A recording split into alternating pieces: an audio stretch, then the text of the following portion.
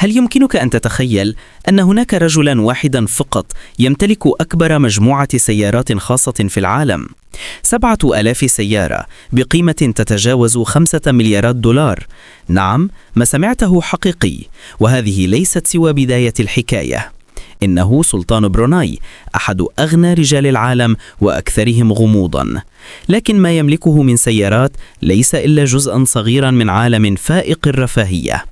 تخيل أن تعيش داخل أكبر قصر سكني على وجه الأرض، قصر بلغت كلفته 1.5 مليار دولار، يضم 1700 غرفة و257 حماماً، وحتى حوض السباحة فيه مطلي بالذهب الخالص. أما الروتين اليومي فحلاقة شعر واحدة قد تصل إلى 200,000 دولار، لأنه يستخدم أشهر خبراء الحلاقة من لندن خصيصاً له على متن طائرة خاصة.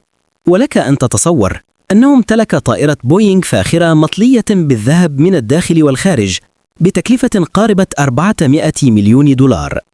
وعندما بلغ عامه 50 استأجر طائرة خاصة لنقل مايكل جاكسون إلى بروناي لإحياء حفل خاص بلغت تكلفته 17 مليون دولار في ليلة واحدة. ورغم هذا البذخ الهائل فإن شعب بروناي يتمتع بأحد أعلى مستويات المعيشة في العالم بفضل النفط والغاز، والأهم دون أي ضرائب على الدخل. هذا العالم عالم الفخامة المبالغ فيها لا يزال يخفي قصصا أغرب مما نسمع وأسرارا لا يعرفها كثيرون. وفي الأخير لا تنسى الاشتراك في القناة، وشكرا.